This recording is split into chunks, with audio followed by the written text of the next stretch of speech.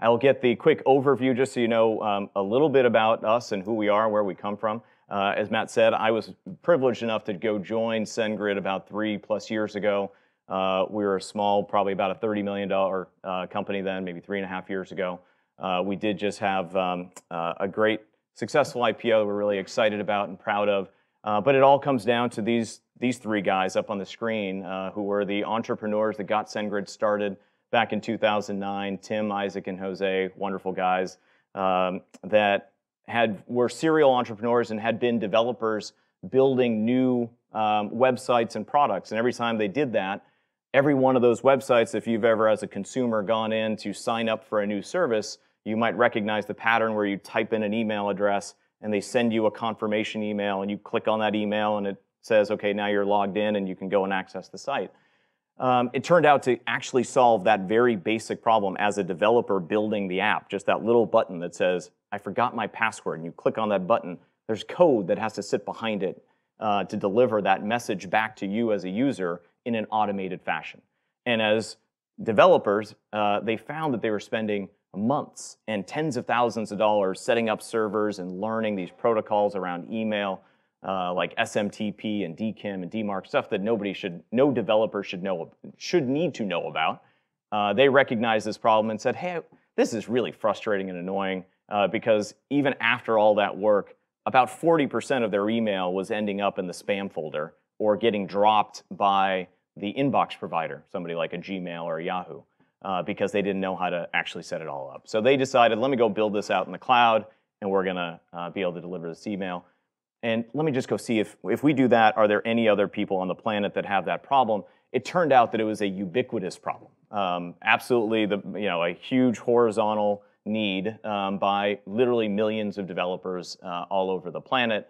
And we've been fortunate in being able to serve many of the largest brands, digital brands in the world, to help them engage with their users. If anybody here has, if you've ever received a receipt from Uber after you got out of the ride, SendGrid's delivering that on their behalf. If you get a confirmation when you make a reservation with Airbnb, you get recommended playlists from Spotify. All of those are powered by SendGrid's platform. And we do that for tens of thousands of customers, nearly 60,000 businesses around the world in over 100 countries. Now, on their behalf, we're sending nearly 1 trillion emails life to date. We send about over 1 billion emails every single day. It's an extraordinary reach. We touch 3 billion unique recipients every year, which is more than half of the world's online population. And we're just getting started. So we're really excited about the business. But that is one example of an extraordinary, I think, success story from 3 humble beginnings, 3 founders who had an idea and said, I'm going to go after it, make it happen. There's a lot that I want to share with you all, but I want to get a quick read on the room. Raise your left side, right side. How many of you are participating in now or expect to start a company as an entrepreneur in the next 12 months? Just want to get a read of the room. Okay, and how many of you on the right side expect to join a company that may be an entrepreneurial venture, maybe young stage? Hands, okay, probably another third, and others that may go to something later stage or are currently working later stage. Okay, so it's mostly in those first 2 buckets. So, but interestingly, almost an even mix in this room of the entrepreneurs themselves are going to go get something started, and folks that are entrepreneurial, and both matter. I will tell you, I'm 23 years now into my career. I haven't yet founded a company, interestingly. This is my second CEO job. I was employee number 6 of my first startup, but I wasn't actually the founder. I was brought in to help build it. And this company I joined 5 years in, I still think of myself as being very entrepreneurial because I love to create and I love to build. And so for those in the room who weren't in the I'm going to go start something in the next 12 months, by all means, you still absolutely can leverage all of the entrepreneurial lessons that an entrepreneur is going to go through. And frankly, I still aspire to go and start my own thing at some point, and I believe that all the lessons learned in the last 23 years will help me in that endeavor. So I wanted to share with you some of those lessons in the hopes that it will help you either in your launching point for your entrepreneurial venture, if you're getting started now, as you think about how to be entrepreneurial inside of some other organization.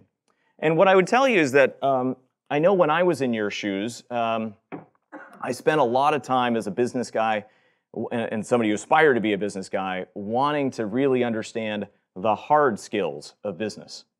I really wanted to learn about strategy, and I read Michael Porter's stuff and, target addressable markets, right? TAMs and SAMs, service markets, and what's the competitive landscape, and how do you think about market structure, and thinking about innovation and disruption, and all the great work that Clay Christensen's done. And you want to learn about financials and what's the right financial structure for any given business, what should their capitalization look like, all the hard skills, which, by the way, are super important and very interesting. And I will tell you that they are all necessary, but not sufficient. Necessary, but not sufficient. And sufficiency, at the end of the day, comes from something that most people would describe as a soft skill. And I will tell you, I'm here to say definitively, there's nothing easy about this. It is hard. There's nothing soft about it. And this is where, when I think back over my 23 years of all the things I learned, it was every single lesson usually came back to focus on the people. Focus on people. And I want to give you, there are probably half a dozen examples of this that I want to share with you that have really informed the way that I have been able to develop, and challenges I've been able to overcome, and things that I still hope to get better at, because this is, I believe, in its essence, what business is all about. And I love this quote, I think it tees it up quite well. Business, you don't build a business. You build people that then go and build a business. And if you focus, and so that theme, by the way, focus on people, you're going to hear me say that about 6 times throughout the rest of the day. I want to get to a point where you can tell I'm about to go there, and you're going to play it back for me and say, yeah, focus on people. Because that is the one message. I know you guys get to hear a lot of extraordinary folks come and present from this lectern, and it's going to be hard to remember all the things. Literally those 3 words. This is all I want you to take away, and I hope the examples and the anecdotes will live with you. But these are the 3 words: focus on people. 3 months from now, I hope, if I were to bump into you and down on University Ave, I said, "What did I talk about?" You'd say, "Focus on people." That's it. It's super simple, because that is really how you build great businesses. So for those who said, hey, I'm going to go be an entrepreneur, I want to get started, you're going to focus on people. Let me give you some examples of the very first thing you got to do is choose your co-founders. There is no more important decision. Literally, in terms of order of importance of decisions, priority 1, 2, 3, 4, 5, and probably 6 are choose the right business partner. Building an entrepreneurial venture is extraordinarily difficult. And if you get that wrong, the rest of it's don't bother. It is extraordinarily difficult. And the key thing, ironically, that I believe goes wrong in a lot of that process has nothing to do with the hard skills of, well, I'm the business person and they're the technology person, and we got the right skills matrix across. It's not that. It's, do we line up on values? Do we see the world the same way? Do we know what kind of company we want to go build together, not in what we do, but in how we do it? Those are very different things. So you got to go get lined up first by choosing a founder and a partner that you have values with. And by the way, it is, and if you talk to founders who have done this, they will tell you, it is no joke as important a decision as who you choose for your spouse. Because you're going to spend more time, arguably, with that co-founder than you do with your spouse for that period of time that you start building that company. It is a crazy, and it's all about people, and your instinct around people and values. It's a soft skill, but it's a very, very important one. Picking your investors is going to be the same thing. It's not going to be, maybe, one of the factors in your decisions, maybe how well capitalized are they? Do they have a great brand name? It's going to come down to, and should come down to, what is the relationship that I have with the particular partner at the firm that is going to engage with me? Because that's going to be the person who's in the room with me in my darkest hours and brightest days. And I have to be, that person's is on my side, in the trenches with me. You got to be able to pick that person wisely and well, and it's not easy to do. So you're going to focus on people. There are so many lessons here that I have seen over the years around, if you are an entrepreneur, what I would encourage you to do around people things. Let's get past now. We picked our co-founder. We've found our capital source to get this thing off the ground. Too many companies, I would argue, wait too long to go and establish what kind of values do we want to have as a culture, as a business, as we scale. SendGrid, fortunately, made the decision to invest in that at the very, very outset. And the reason it matters, I'll get to the next topic, is because the people you are going to attract will be immensely based on values and culture. And if it's not, by the way, you'll end up with a course correction downstream. But if you can get it right from the outset, literally sit down and think about with your partner, what kind of values do we want to represent as a business? And then we can proceed from there and build a culture around that. Let me give you some examples. For SendGrid specifically, we have a culture based on something we call the 4 H's: happy, hungry, humble, and honest. Those are and they are core to the way we built our business, the way we run our business, how we interact with one another. It shows up in every meeting room, in every interaction, in every review done. This is how we live and work together. And it's very clear. It's not just up on the whiteboard. But I will tell you, I've seen a lot of companies and founding teams, even when they do think about doing it early, they'll write down 13 things. I don't know about you. I'm not smart enough to remember 13 things. I just can't. But 4 H's, well, that's easy. I got that. Happy, hungry, humble, and honest. Okay, even I can remember that. And by the way, so can the other 425 people that work at SendGrid. And so keeping it simple is super important. If I were just to give you some advice on if you're thinking about this as an entrepreneur, I would say keep it simple and memorable. Also make sure that it has some edge. So it can't be motherhood and apple pie. It can't be that any person in the labor market and the talent market would come to and fit into that culture. And I will tell you, I have worked in software for 23 years now, and I have so many extraordinary professionals and friends who would working at SendGrid would be their 7th hell. They would absolutely detest it. In particular, that humble H would knock out a bunch of extraordinarily talented people that I've worked with in my past. But that's just not the way they would want to operate. Our humble H is all about we, not I. It is team-based. It has so many characteristics to it that just would screen out a whole set of people. We do our interviewing, and we ask you about, what's the thing you're most proud of that you've accomplished to date? And you literally do a pronoun count. How many times do they say I, and how many times do they say we? And that is a perfect screen and filter for us of, are they aligned to our kind of values? People can say I and be super successful in lots of other companies. At our company, that's not going to work. So your culture has to have some edge to it. The second thing that I would encourage you as you think about building values and culture, if you're an entrepreneur, give your new teammates a uniform. Give them a uniform. This may sound like a ridiculously tactical nit, and I will tell you, I think it's one of the most powerful things done by any team. Because again, as an entrepreneur, think of what you are doing is amassing a group of people and getting them forging them into being a team that is going to go take some hill together, right? Think about the greatest teams, whether it's in athletics, the military, and you pick your walk of life where you'd see a team, it is highly common that they have a uniform. And so at SendGrid, we go to lots of hackathons. We serve literally hundreds of thousands of developers around the world. We hand out these blue SendGrid t-shirts. I think it's like something like 10,000 a year to developers. But these blue hoodies, Jose, one of our founders, is wearing, this blue hoodie is given to each new employee and only to employees. Those hoodies are like these prized possessions, and they show up on your very first day. You get your laptop, your key card, and your blue hoodie. And you walk into any of our offices, and you'll see on the coat rack lots and lots of these hoodies. It's a uniform. They feel part of something that is larger than themselves, right? As they say, like in athletics, you'll often hear great coaches say, you play for the name on the front of the jersey, not on the back. It's not about your name, it is about the team's name.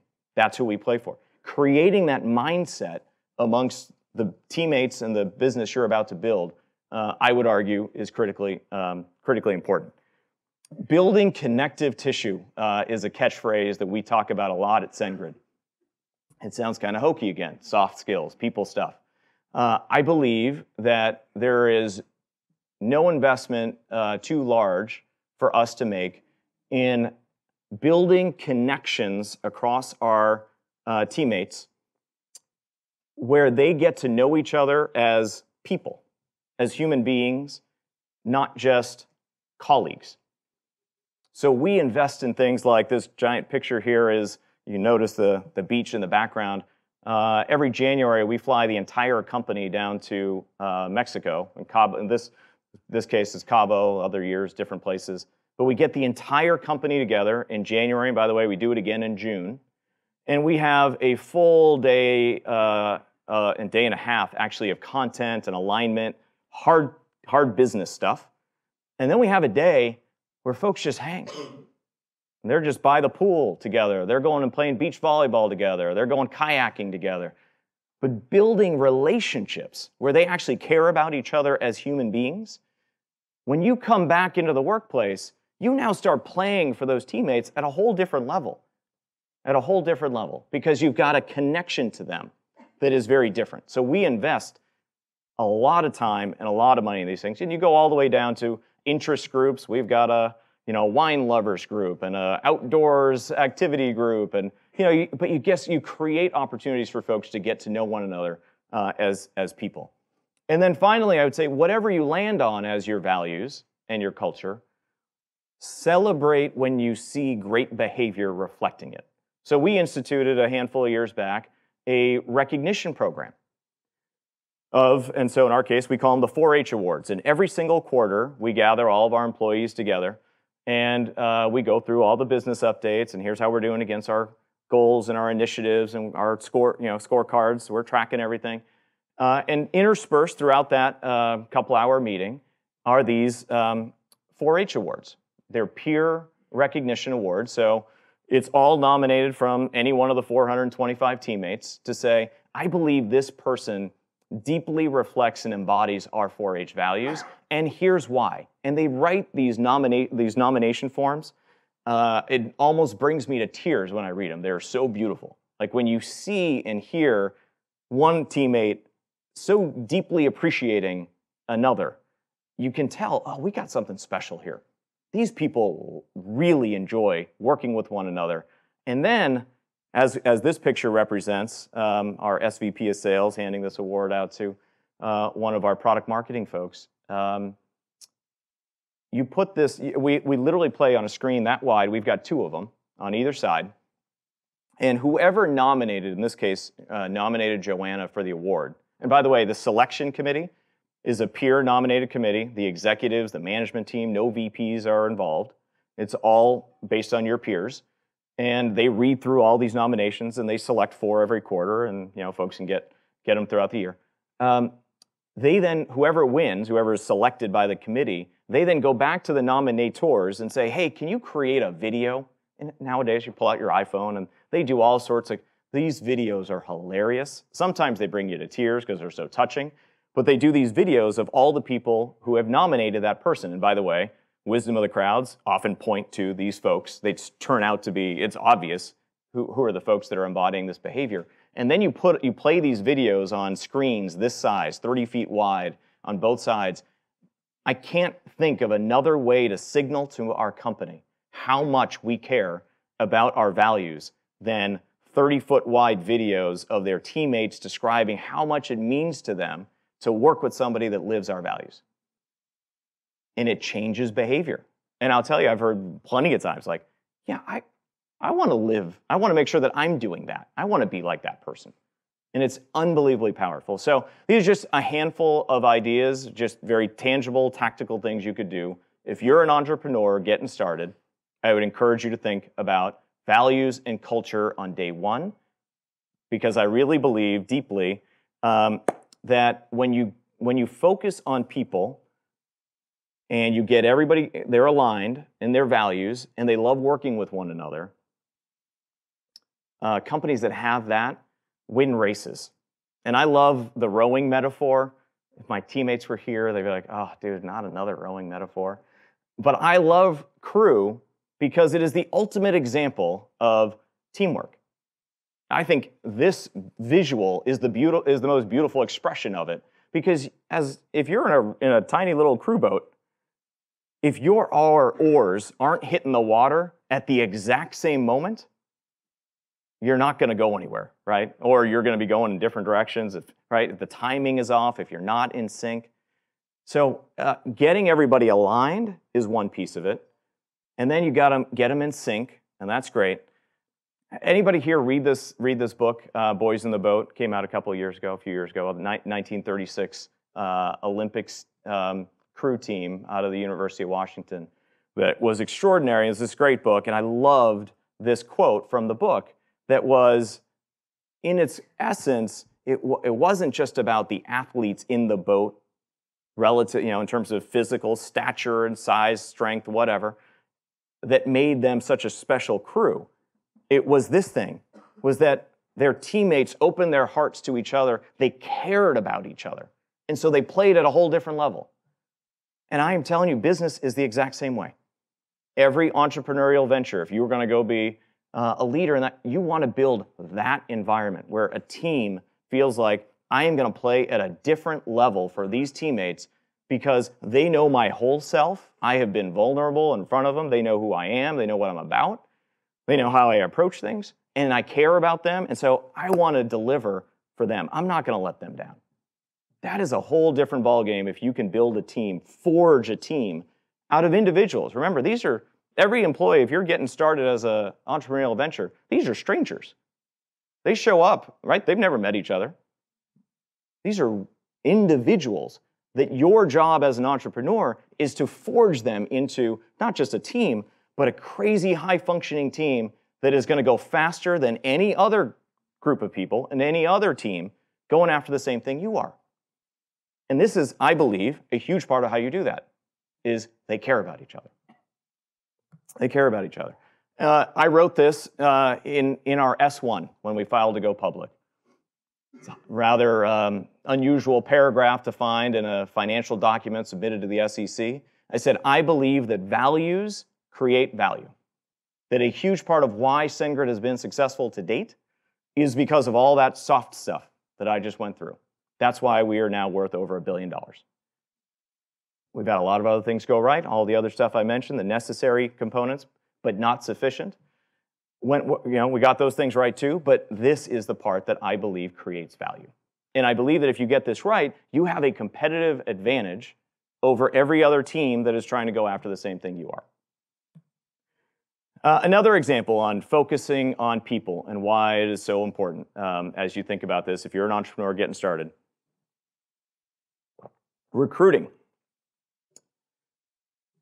Recruiting, I believe, is thought about incorrectly by 95% of companies. I happen to be fortunate in joining a company in 1995, straight out of this place, that was led by a founder CEO who I believe was in the 5% that deeply understood this and said, recruiting is a mission-critical function for our business, and there's nothing more important that we are doing than hiring great people.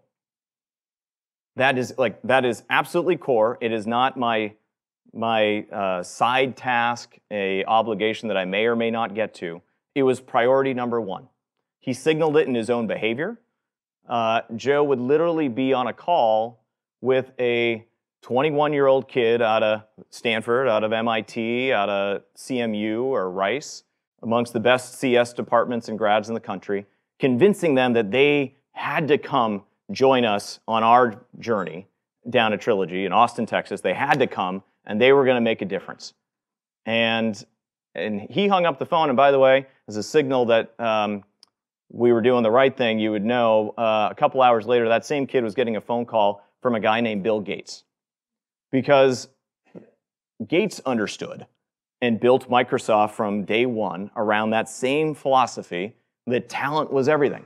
And he personally, and by the way, by that time, even in 1995, Microsoft was already a multi-billion-dollar revenue company. And he was still picking up the phone and calling 21-year-old kids straight out of school because he knew that is the lifeblood of your company. If you can win the war in talent, everything else changes. And so there's just lots and lots of examples about how, again, focus on people. Focus on people, and you'll build an extraordinary business. In our case, and because, by the way, I love this quote from Jim Collins' book. I'm sure a lot of folks here in the room read Good to Great. That the only great regulator of building great companies at the end of the day is attracting, and then keeping great people. Like, that is usually the ultimate constraint. It is not any of these other things that he enumerates here. It is about being able to do that. And so when I got to SendGrid a handful of years ago, I wanted to make sure that we were bringing that same passion around recruiting that I was fortunate enough to grow up with, to be exposed to early. And to me, when I was 21, I was like, well, I had never seen anything else. So I just assumed that's what most companies did. I saw for the rest of my career that actually was not the way that most companies worked around recruiting. That people often thought about recruiting as the thing I have to do after my day job. And I've already got a full plate, and I don't know when I'm going to be able to fit this in. And they thought about it as an obligation. And one of the things we had to do was flip that and be like, no, no, no. Recruiting is a privilege. Because that means we as a company, all your teammates here are saying, we choose you to go represent us, to go convince the best talent out there that they want to come join us, and to go and filter and make calls on what I believe is the single most important decision we make every single week in and week out, and that is who we decide to give the next hoodie to. Because you get that right, you get one 10x, what they call these 10xers. Somebody that is a distinctive ad for the role you need, and it's a game changer for that whole function, for that whole team, sometimes for your whole company.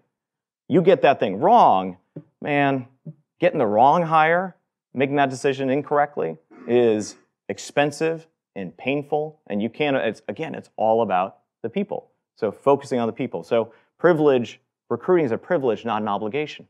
I felt so passionately about this. Anybody remember the movie Jerry Maguire?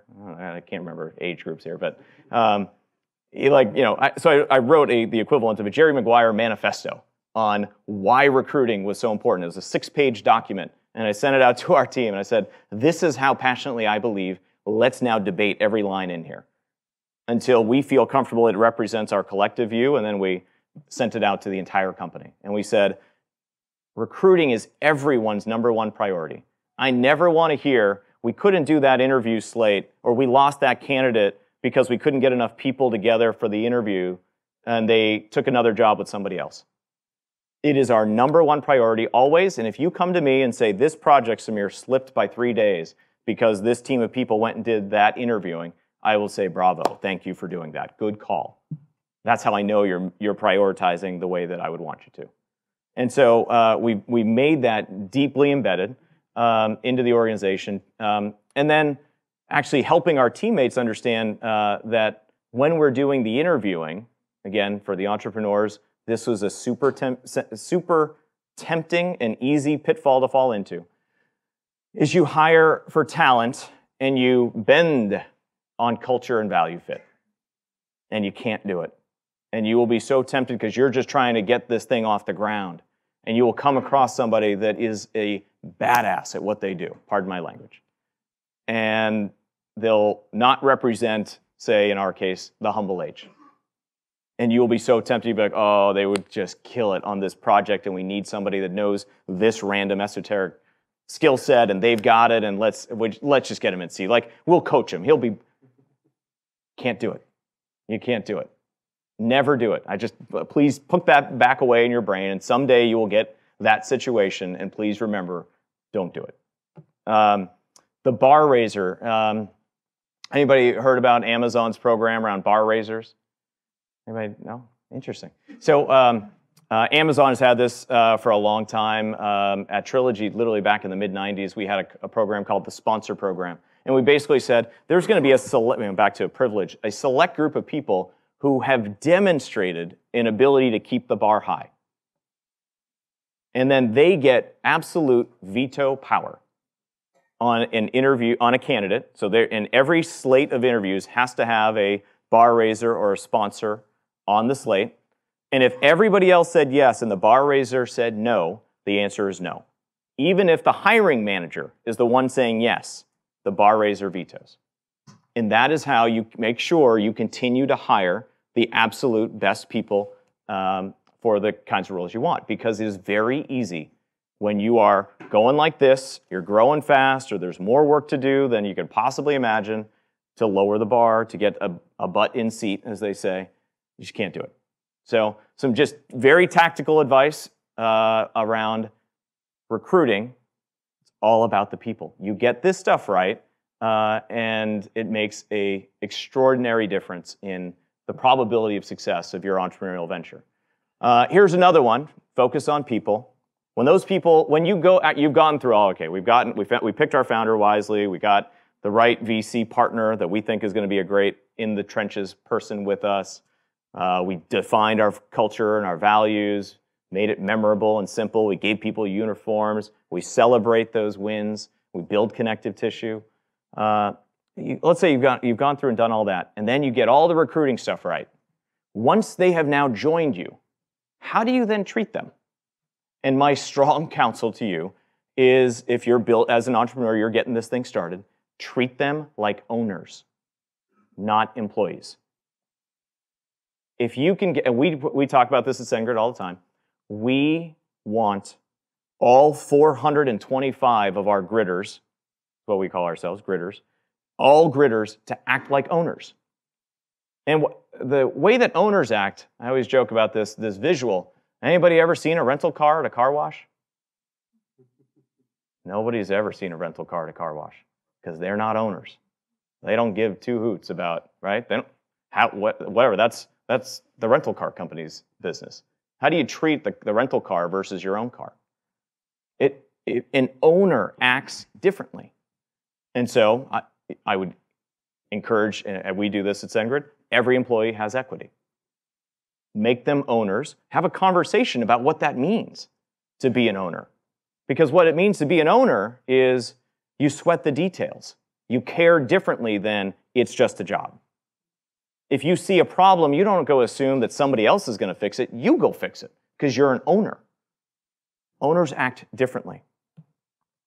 And then you say, for all those folks that I just made owners, I said, hey, I'm going to teach you to be owners.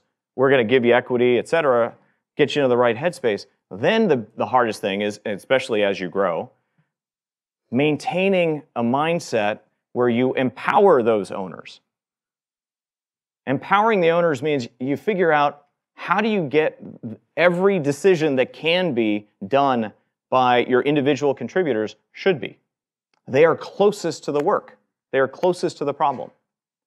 And so if you can empower those owners, and this visual image, that last trip to Mexico in 2017, I spent about 15 minutes talking to all of our gridders, 400 people in a room, about automobile manufacturing in 1950s Japan. And you're like, dude, what are you? Why are you telling me we're in software? I don't know if you noticed. Like, why are we going through this? And the Toyota production system, though, is an incredibly instructive model. How many folks are familiar with TPS? Anybody in the room? A lot of folks, fair number of folks. And it's an extraordinarily efficient way to manufacture things, great quality results, safety results, et cetera. For me, the soul of the importance of the Toyota production system is the act being demonstrated in this photo, which is pulling the andon cord. And what that means is there is a line worker on the factory floor that may be being paid minimum wage, and you are empowering that person to say, there is something wrong here on the line, I am pulling that cord, and we are going to stop. We are going to shut down a line that will cost us hundreds of thousands, probably millions of dollars for every 30 minutes that it is shut down. And you are going to empower this line person to make that call? And Toyota in the production system would say, absolutely, they're the people closest to the work. And in software, true just in manufacturing, the earlier you fix the problem, the less expensive it is to go figure it out, to go rectify it. So empower your folks, and this was great because the entire year in 2017 after this story, I had people sharing examples of, hey, that person pulled the andon cord on this problem. And we gathered a tiger, and by the way, in that system, when somebody pulls the andon cord, people, their teammates and leaders flock to the problem. They're like, okay, the line's shut down. Let's go figure out what happened. How can we help you? How can we, they first, by the way, the very first thing they say to the person that pulled the cord is, thank you. Thank you for pulling the cord. Now, how can we help you? And people flock to it, and they figure it out, and then you move on. And so, anyways, throughout the year, we had so many examples of people that would pull the cord, and then they became to use it in our vocabulary at SendGrid. We're going to pull the andon cord on this. We got to stop doing what we're doing, go gather, solve the problem, and then we'll let the line run again. And so we started to celebrate those victories at every quarterly meeting when we got everybody together, and we would tell those stories. And it would reinforce to the entire company, we're not just talking about this stuff in platitudes. We are doing it every day, and we are celebrating it when one of our teammates actually pulls the cord. We're not just talking about empowerment of our employees for the sake of saying it. Like, it actually matters. And then you celebrate the wins. What that all leads to, I would argue, is a super important mindset about leadership. I will be the first to admit this is not for everyone, but this is a worldview of leadership that I deeply appreciate. It is how I aspire to lead. It is not easy necessarily to do, but it basically takes the typical org chart and says, in a world where I have spent a lot of time thinking about my values and recruiting the best talent, and I've enabled them, empowered them, and said, hey, got to act like owners. The role of the leader, of the entrepreneur, the founder, CEO, it is not the typical org chart with the CEO at the top that cascades to the exec team, that cascades to the VPs, and down out to the organization in that pyramid. I actually believe it's inverted. It should go this way, with the CEO and the executive leadership team at the bottom that are supporting the hard work of the people that actually do the hard work of the company every day. Because let me be clear, and for those of you who will be founders and entrepreneurs, I am not trying to dismiss how difficult that job is. If you're the CEO of a company, trust me, I'm with you, it's hard. We have to do a lot of things right. If you go back to that boat analogy, I would argue we've got the rudder. We're steering. We got to steer into the right markets, right? We got to make sure we've got the right product set, the right portfolio. Are we competitive? Do we have the right cap structure? Can we keep playing? We got to do a bunch of things right. But remind yourself of this. You don't take the phone call when a customer's pissed. That's somebody in your technical support organization, right? You don't have to hit the quota that your sales rep does. You don't have the pressure that the software engineer has to deliver on that project by this deliverable date so we can get that out into the market. And remember, so en masse, those are the folks who do the hard work of your business every day. You may make some hard decisions in the steering, but they do the hard work.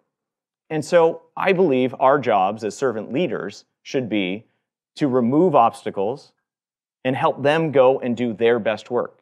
I believe in our company, if we remove those obstacles and we let 420 some odd people do their best work and have career highs at SendGrid, there's no one that's going to stop us. We're going to continue to build an extraordinary company because you unlock and unleash 420 owners going after something that they want to accomplish and they care about each other to go do it. That's a force to be reckoned with. And I love it. And so I think this model is incredibly powerful. I do think it's actually super simple to understand. It is, in effect, the golden rule applied to leadership or management. Imagine, try to be the kind of leader that you would want to work for. If you're an founder, CEO, that's how you should be thinking about it. If I had a boss, how do I want that boss? Well, I'd probably want that boss to provide me with super clear goals so I knew what success looked like. I want them to really help me in that endeavor. And if there were things in my way, help me understand them better or unblock them. I'd want them to care about me as a whole person, that they actually cared about me, not just for me delivering for this period of time, but for my life, my career arc. That's what I would want. So that's the kind of person that I think I should be as a leader, and what I hope our leadership team emulates, and every leader up the chain. That's the way I believe you actually build great companies. Now, all that said, for all those in the room who are like, I'm not actually starting a company in the next 12 months, but if you were like me, you might be at that stage in life where you're going to be looking to join a company. And I encourage you to internalize the absolute truth that you can be entrepreneurial without being an entrepreneur. And guess what? All the lessons that I just talked about, anybody want to guess what I'm going to say you should do to be entrepreneurial? Focus on people. Focus on people. So let me give you some examples. What would I do? What would I try to do?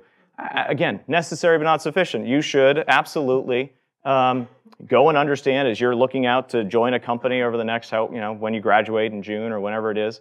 You should understand how strong is the company, what do their financials look like, what's their competitive set. Go and, if it's a public company, go and read their earnings transcripts, really learn about the business, which I encourage you to do. If it's a smaller company, go and try to read third-party information about them that's unbiased. Really understand the business. I absolutely encourage you to do that. And then go focus on the people. Start with values and culture. How do they live their values? How does that manifest itself in their culture? And does that line up with you? Because let me tell you, I don't care if you're an entrepreneur or a new employee of a great company, you are going to spend a lot of hours at this place of work, more so than you're going to be sleeping, right? So you want it to be a place where you are aligned with the values of the place that you are joining, right? If you're not founding, it doesn't matter. You still want to be lined up on values and culture, and really ask them about that. Ask them about how that shows up in their world. And that's true at a company level, for sure. When you think about recruiting, be a talent magnet. You join the company, bring more with you, right? One of the great signals of somebody who is going to be a rising star in a company is, are they able to attract talent? Can be as a peer, once you become a manager, can be on your team, but a huge part of being a leader is, can you create followership of great talent? And that can be true when you're 21 years old, just starting out, and it's certainly true when you're a CEO. So, and you want to act like an owner once you get there. Don't wait for folks to tell you what to do. If you see a problem, go after it. If you see an opportunity, when I think back to all the rising stars, the folks that were extraordinary in the companies and teams I worked at, one of those common threads is they were self-starters. They took initiative. They went beyond what was asked of them in their normal day job. Like, here's the box. And they were doing stuff over here in addition. They did their box brilliantly well, but they did other stuff too that made the company better because they were acting like an owner. And be empowered, right? Don't wait around for it. Like, pull that cord if you see a thing. And I guarantee you, managers and leaders and organizations see that set of behavior in somebody new into their business, somebody that's like, hey, I care about the values of how this place works, and I'm going to act in accordance with that, and I'm going to help attract more great people to it, and I'm going to act like an owner and be empowered. Those are the folks that usually skyrocket through an organization. Last couple comments here, and then I'm sure I'm running long, but I will. You can. Regardless of whether you're an entrepreneur or being entrepreneurial, seek out mentors. Seek out mentors. It is. I think back on my own career. Every opportunity I've been blessed to receive, every success I've ever had has been because of somebody either willingness to take a bet on me or giving me some great advice and coaching. And I just have so many examples of that. In the spirit of time, I'll save them. But seeking out mentorship is key. My closing comments to you: why do I focus on people so much? I'll get through this without getting too sentimental, but actually I won't. Who am I kidding? That's a picture of my mom. That's me as a, I don't know, 6-month-old, 9-month-old. I believe my mom, and she died when I was 15, just before I came here. And she was the best example of a servant leader I have ever seen. People often hear servant leader and they think, oh, that's kind of soft, back to the soft, hard thing. And that's so soft. Like, well, actually, the best servant leaders, I believe, if you want to look for a great example of a servant leader, go look to your parents. Parents are extraordinary servant leaders. They push you to be the absolute best that you can be, right? They help you. They do everything they can to help you with your journey, right? And boy, let me tell you, they hold us accountable. Everybody remember being a kid? Not doing it, not achieving what you could have. They hold you accountable. It's not about being soft. They're great servant leaders. And you know that they care about you. They know that they love us. And so servant leadership for me was embodied by my mom. And so I saw the impact that's had on me in my entire life. I live my entire life every day to try to make her proud. And so you're like, well, that's a pretty good example of somebody who had a big impact on somebody. How do I have an impact on somebody else like that? Well, that's what she did. So maybe if I act in the same way with others, I'll have an impact too. And she had this great parable, this old Indian parable that she told my brother and I when we were little. And it went something like, when we are babies, we all enter this world with our fists clenched, kicking and screaming and crying. And when we pass, when we die, we leave this world with our hands open, at peace. What we carry into this world in our hands, clenched in our fists as babies, is a unique and special gift that is to each of us, uniquely. And the purpose of our lives is to go and determine what that gift is, and then give of that gift to others. And then when you are done giving, your time will come and you will move on. And the soul of that parable that I always love so much is about giving. And it's about giving to others. Focus on people. And that's it. That's my one message. I hope you remember it. Focus on people. Thanks, guys.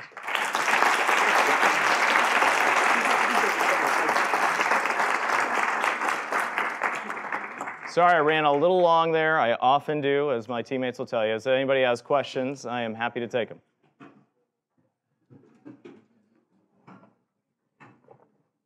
Sure.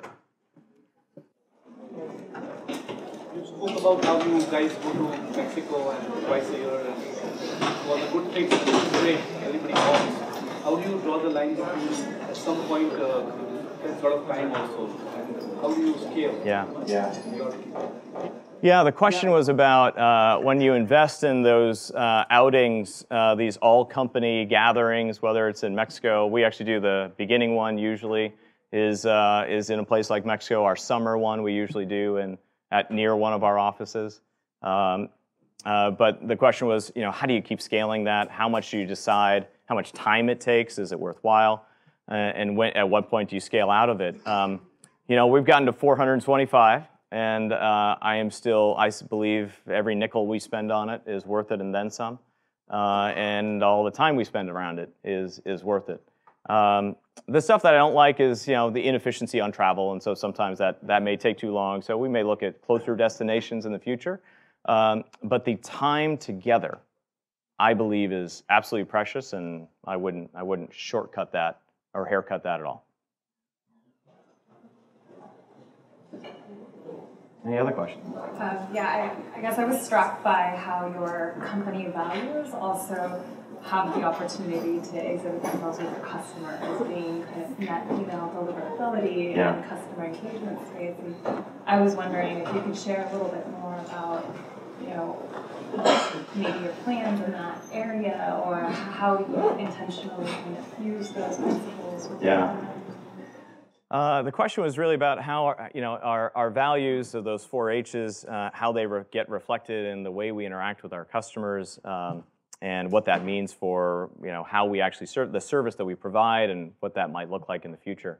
First and foremost, I would say the wonderful thing about attracting people that are 4H is that when you put those 4H people in front of customers, the customers tend to really like them because they are happy, hungry, humble, and honest. And it's just it's a set of things that our customers tend to very much appreciate. And again, it's not common. The degree of, as an example, on the honesty, we routinely, like literally every month, dozens, if not hundreds of customers get a call or an alert or a notification or an email from us that says, you are going to end up on the wrong plan based on your sending patterns, either up or down. And so if you may be spending too much based on your sending, and so we need to upgrade you, or the opposite. You're on a plan that is far in excess of what you're actually sending, you might want to downgrade. And you're like, I don't think I've ever had a vendor do that. You're like, well, that's our honest stage. When we have issues, we have outages, we're an infrastructure provider. That does happen. Not very much. We had 4.5 nines of reliability. We're very proud of it. But 24 minutes out of every year, we have hiccups. In those 24 minutes, or shortly thereafter, we are deeply apologetic with our customers, and they hear it in our tone. They know we understand that the service we are providing you is mission critical to your business. If somebody doesn't get a password reset in time, or they don't get a confirmation for a sign up, they might go off and do something else, and they lose that user forever. And so we get it, and we're deeply sorry for that. So they absolutely get reflected in the interactions. In terms of the product strategy as we go forward, I can't say that there's a direct correlation between the 4H's and that, as much as there is maybe the hungry H shows up in that one because we have big aspirations. We are excited to have crossed over $1 billion market cap line. We aspire to build $1 billion revenue company. That's going to take it's a decade-long journey. We got a long way to go. That's great. But there are four to six other product categories that I would expect us to be in the next 2 to 3 years. So we absolutely will expect to see us broaden our footprint. Yeah. So I would like to know, how do you do a work-life balance, and what do you do for fun? Yes, work-life balance is super important to us. That's actually the embodiment of that happy H. A big part of what we mean by that. We talk about having a positive attitude, constructive. Business is hard. It's how you show up and roll up your sleeves and solve things. But a big part of it is life is more than work. And if somebody is happy outside of work, they're more likely to be happy at work. I would tell you in our honest H, it is the one of the 4 H's that I am weakest at. I over-rotate on the hungry H, and I'm a little bit under-rotated on that happy H of balance. I have an amazing wife and 2 wonderful kids. My wife's a Stanford grad herself, and we've got an 11-year-old and an 8-year-old, and that is how work-life balance happens. I've coached soccer teams and basketball teams and softball teams, and I love that. And so for me, all of my happy H and balance comes from my family.